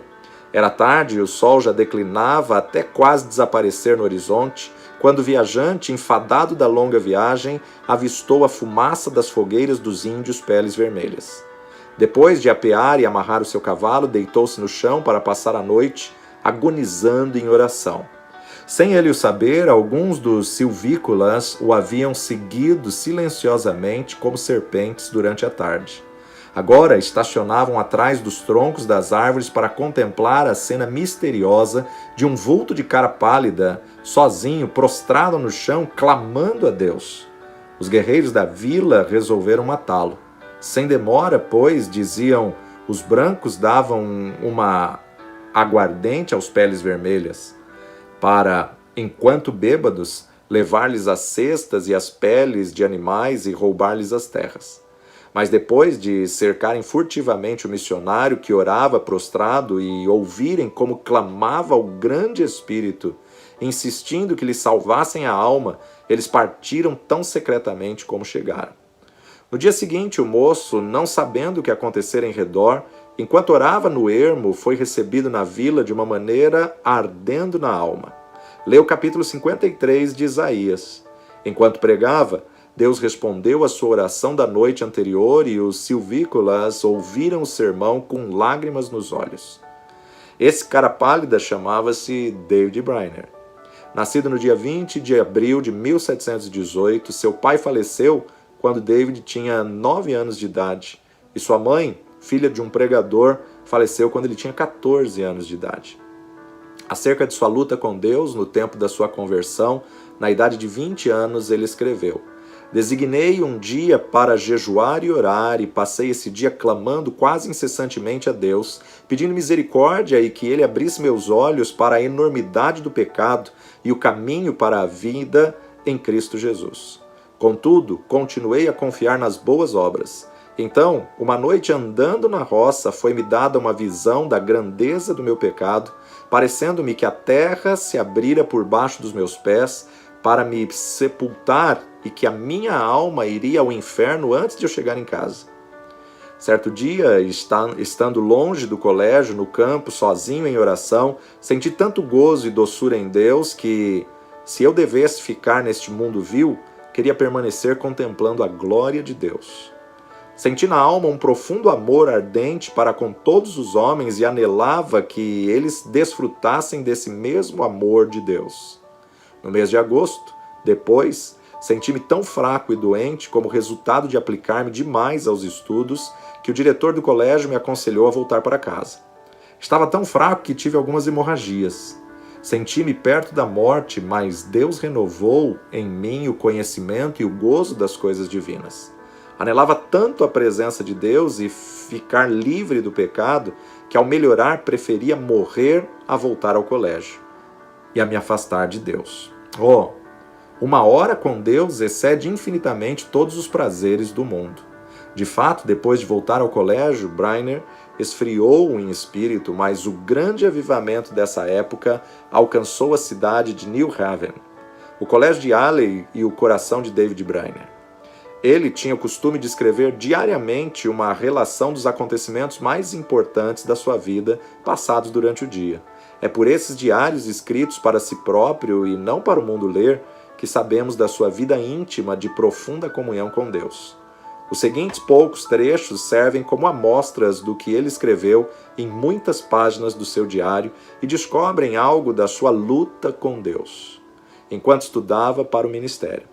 Fui tomado repentinamente pelo horror da minha miséria, então clamei a Deus pedindo que me purificasse da minha extrema imundícia. Depois, a oração se tornou muito preciosa para mim. Ofereci-me alegremente para passar os maiores sofrimentos pela causa de Cristo, mesmo que fosse para ser desterrado entre os pagãos, desde que pudesse ganhar suas almas. Então Deus me deu o espírito de lutar em oração pelo reino de Cristo no mundo.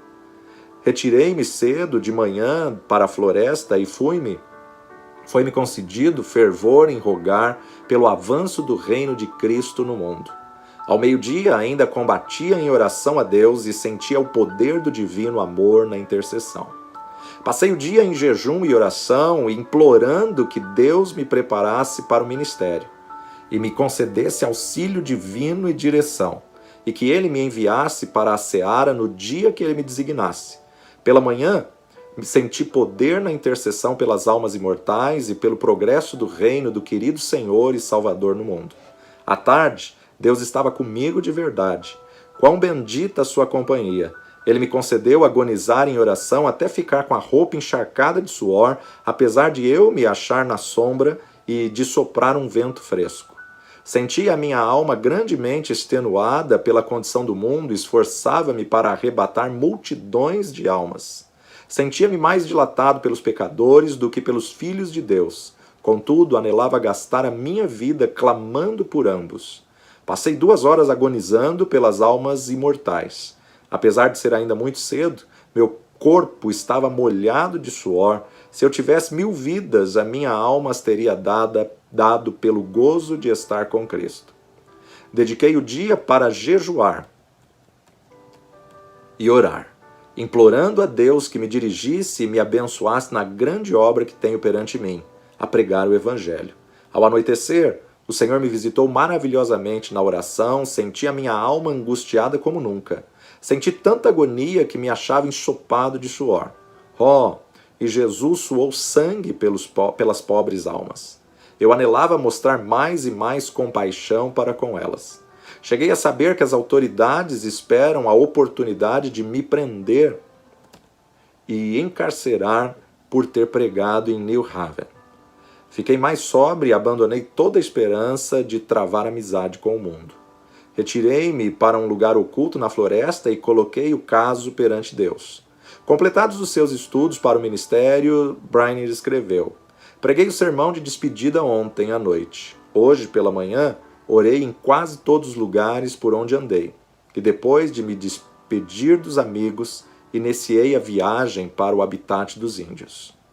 Essas notas do diário revelam, em parte, a sua luta com Deus enquanto estudava para o ministério. Um dos maiores pregadores atuais, referindo-se a esse diário, declarou: foi Briner quem me ensinou a jejuar e orar. Cheguei a saber que se fazem maiores coisas por meio do contato cotidiano com Deus do que por pregações. No início da história da vida de Briner, já relatamos como Deus lhe concedeu entrada entre os silvícolas violentos. Em resposta a uma noite de oração prostrado em terra nas profundezas da floresta. Mas, apesar de os índios lhes darem a toda a hospitalidade, concedendo-lhe um lugar para dormir sobre um pouco de palha e ouvirem o sermão comovidos, Briner não estava satisfeito e continuava a lutar em oração, como revelava o seu diário. Continuo a sentir-me angustiado. À tarde, preguei ao povo. mas fiquei mais desanimado acerca do trabalho do que antes. Receio que seja impossível alcançar as almas. Retirei-me e derramei a minha alma pedindo misericórdia, mas sem sentir alívio. Completo 25 anos de idade hoje. Dói-me a alma ao pensar que vivi tão pouco para a glória de Deus. Passei o dia na floresta sozinho, derramando a minha queixa perante o Senhor.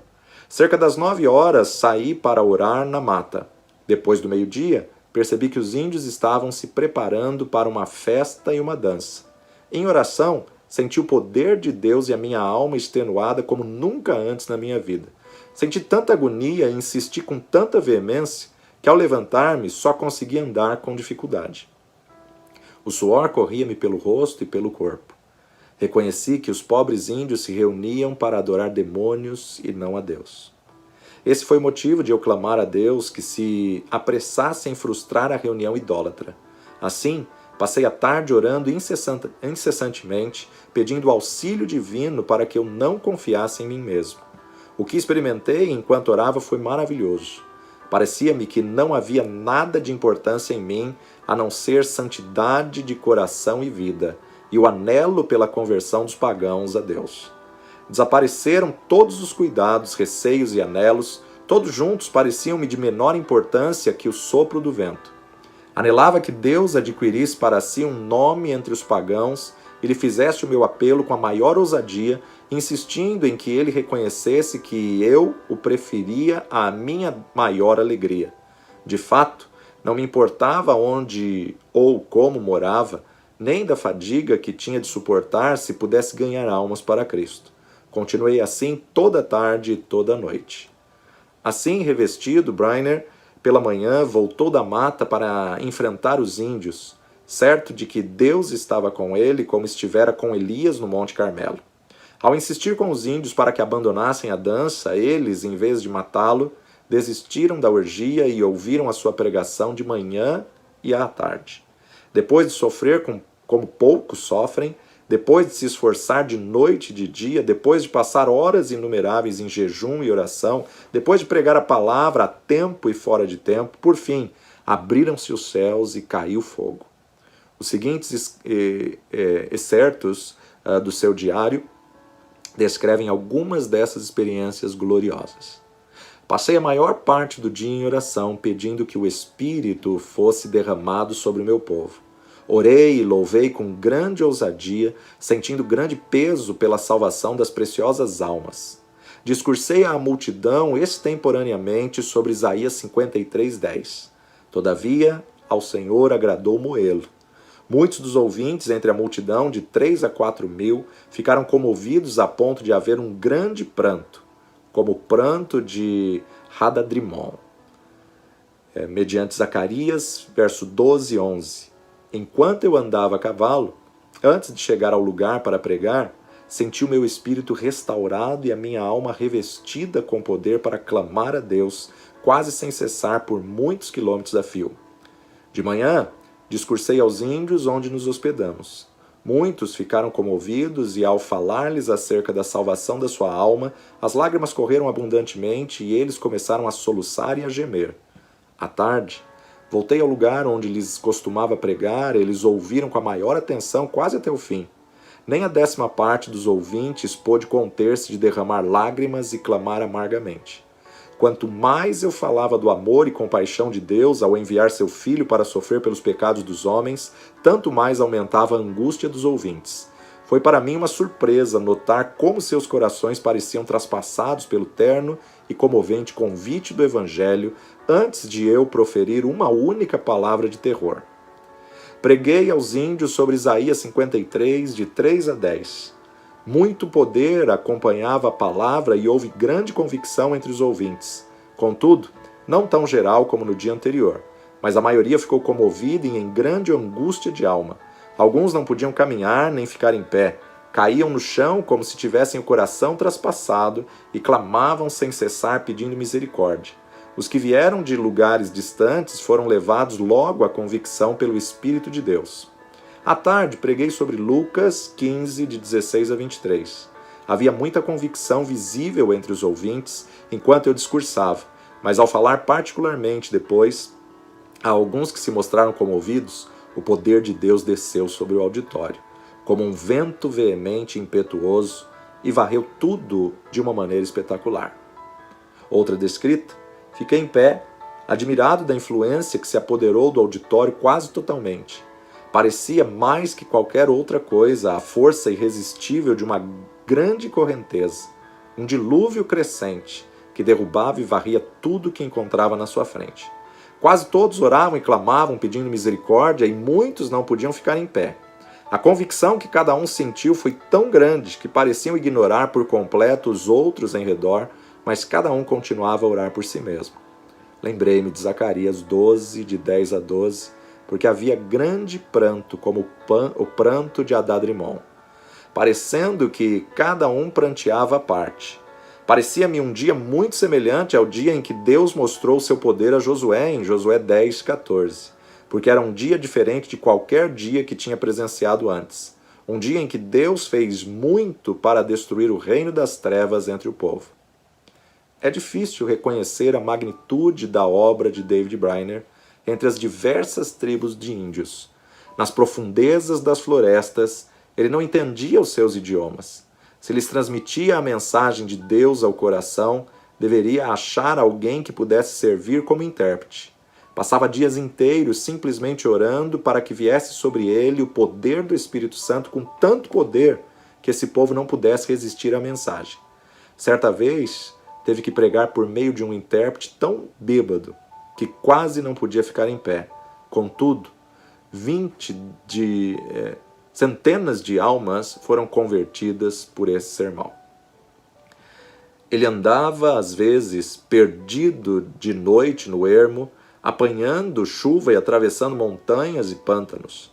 Franzino de corpo, cansava-se nas viagens, tinha de suportar o calor do verão e o intenso frio do inverno. Dias a frio, passava-os com fome, já começava a sentir a saúde abalada e estava a ponto de casar-se. Sua noiva era Jerusa Edwards, filha de Jonathan Edwards. E estabelecer um lar entre os índios convertidos ou voltar a aceitar o pastorado de uma igreja que o convidava. Contudo, reconhecia que não podia viver por causa da sua doença. Mais que 1 ou 2 anos e resolveu então arder até o fim. Assim, depois de ganhar vitória em oração, clamou: Eis-me aqui, Senhor, envia-me até os confins da terra. Envia-me aos selvagens do ermo. Envia-me para longe de tudo que se chama conforto da terra. Envia-me mesmo para a morte, se for no teu serviço e para promover o teu reino.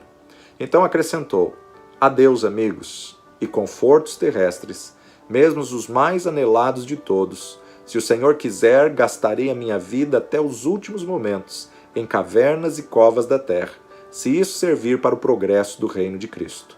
Foi nessa ocasião que escreveu: Continuei lutando com Deus em oração pelo rebanho aqui e especialmente pelos índios em outros lugares, até a hora de deitar-me. Oh, como senti ser obrigado a gastar tempo dormindo.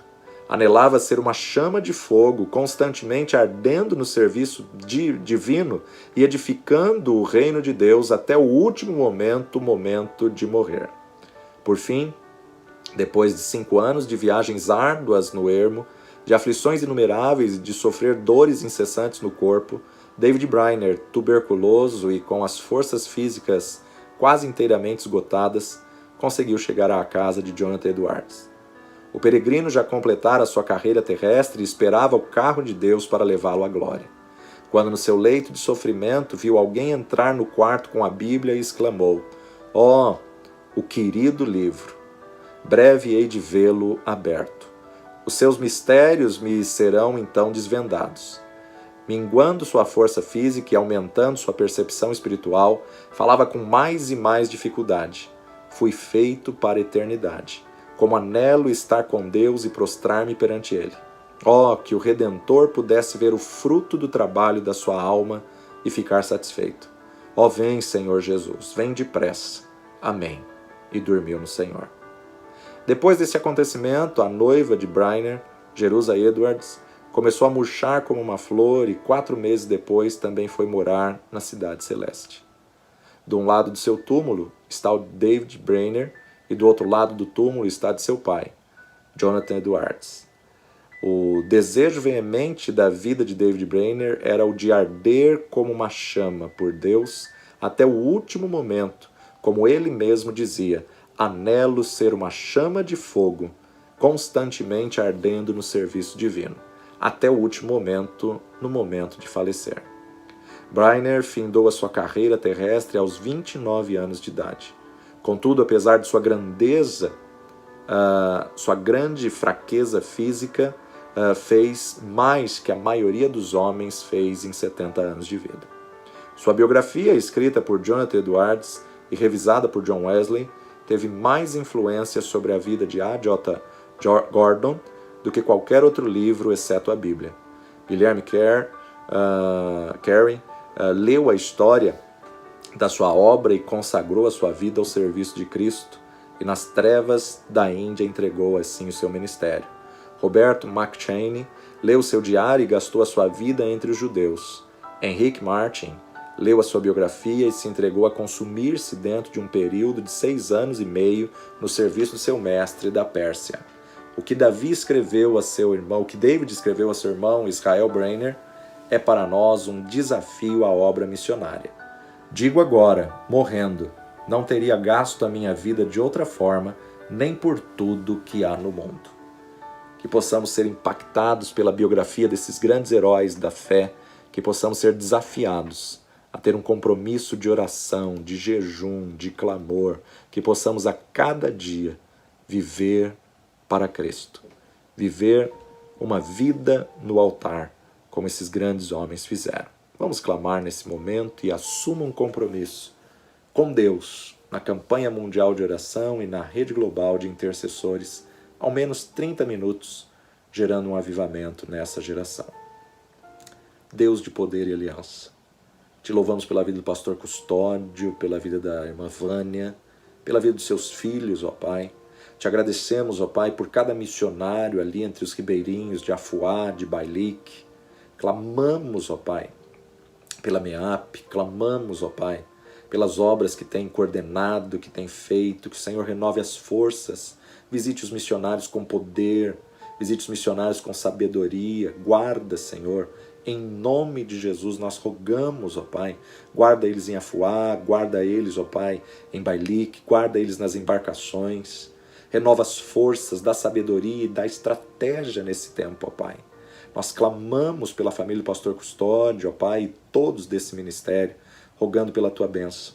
Clamamos, ó Pai, pela irmã Conceição, renova as forças, continua usando com poder, sabedoria e autoridade.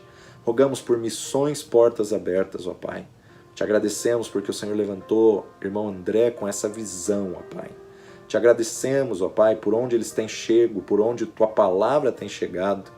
Te agradecemos por cada missionário que abriu mão dos seus sonhos para sonhar o Teu sonho.